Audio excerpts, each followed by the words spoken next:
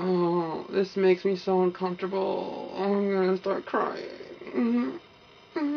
Hey, Quails. If this is your first time joining me, my name is Caleb, and this is Quail's Nest. And Quail's Nest is really just my weekly update slash talk about myself time.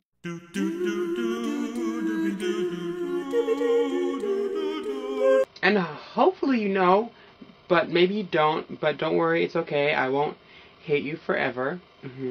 My videos this week have been themed with confidence, and I've already posted 2 of them about confidence, and the links to those will be on the screen as well as in the bonus box below. Go check those out. They are awesome.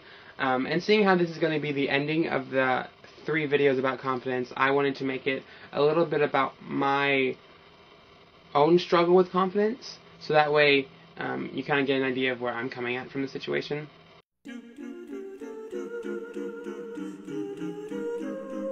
First off, I want to say that I do not believe in complaining. You complain to remain. And I really don't want people to think that I am complaining about my life, because I know so many people that have had it so much worse than me.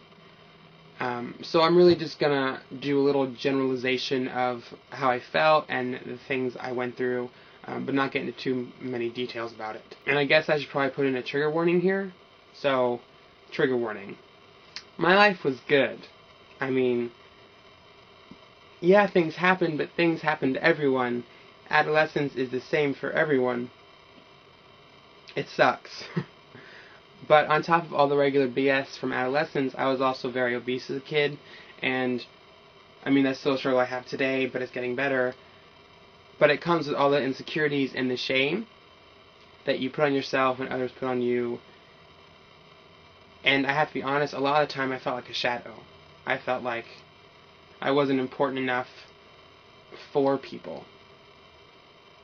And I was always so jealous. I was always so jealous of the guys the girls thought were cute, of the people with the talent, of really anyone. Because in my mind, being anything that wasn't myself was better.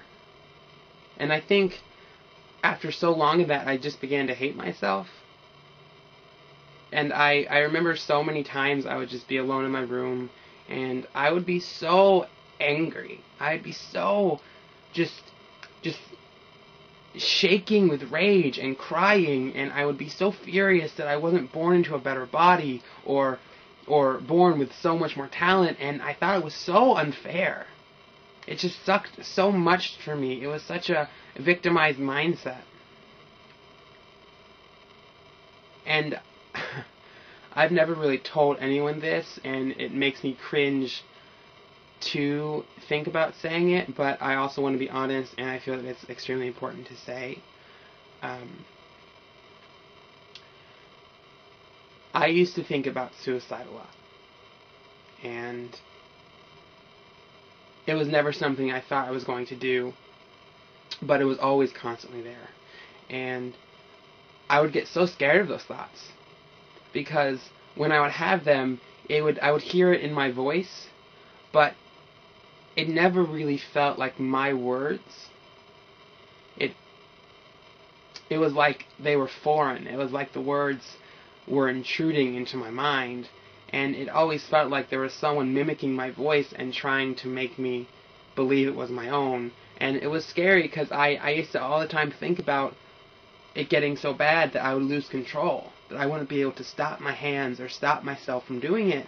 And it was terrifying. It was a terrifying feeling, thinking that someone else was inside your head.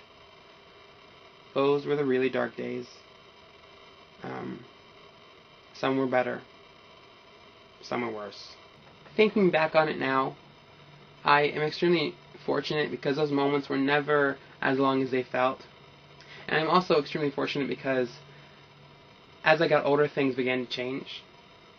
I mean, not quickly, it was slow over time, but I started to be more outgoing, I started making new friends, but it wasn't a boom, big thing, you're done, you're ready to go on. It was slow over time, it was gradual, it was a compilation of a bunch of small moments and realizations. And one of the things that I've realized is that I am so blessed with the friends and the family in my life, because I know that I met them for a reason and have them for a reason, and whenever I think about them, I just get an overwhelming sense of intent, because I feel so strongly that they are the reason that I am who I am. And it just amazes me how much they've taught me in my life. I mean, they're the ones that taught me how to love people. They've taught me what it means to be a true friend, how to find joy when it feels like there's nothing. But I think above all else, through my interactions and through my communications with people, I've learned that everyone goes through this. Every single person goes through self-hatred. Everyone at their base is the same. We all struggle and we all have fears. And yet we still compare ourselves so much to each other in that regards. But pain and suffering is not a competition. I mean, yes, there are degrees of pain and suffering, but someone else's pain doesn't lessen your own. And that's something that I personally struggle with now, and it's still something that I'm going through, because in my mind, there are so many more people that have gone through so much more than I have.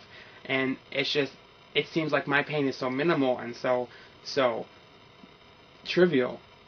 But at the end of the day, it's still my pain, and it's still things that I have to deal with every single day. The pain of not having pain is still pain. And also, I feel like a lot of the things that I went through personally could have been somewhat controlled by me. I feel like a lot of the things I went through was self-inflicted. And that's also a reason I feel uncomfortable talking about this. But also because of that, I know that I'm not a victim. I know that my life is my responsibility, and that I'm not going to apologize for that, or for the fact that it may seem trivial or easy to you. A lot of people ask, if you could change something, would you? And what would it be? It's such a weird question, because all the small moments in my life together have made me who I am. And that's something that I don't want to change. And I won't change. And that's what growing up is. That's what getting over it is. It's acknowledging the regrets, the good parts, the bad parts, the sad parts, and saying, collectively, this is who I am. Without each individual part, I wouldn't be who I am.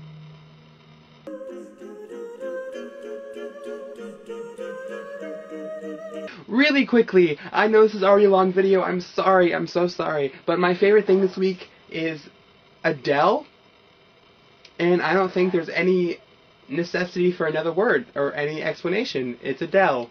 You know who she is, you know where to find her, she's great, there it is. Oh, I love her so much. Hello? Thank you so much for watching. This is a little bit more serious than my videos normally are. However, if you have felt the same or feel the same, please, please, please leave in the comments below your story or some advice that you really think has helped you, or any questions that you may have.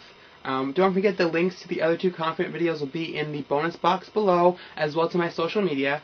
And you have a glorious day. You have an absolutely wonderful day.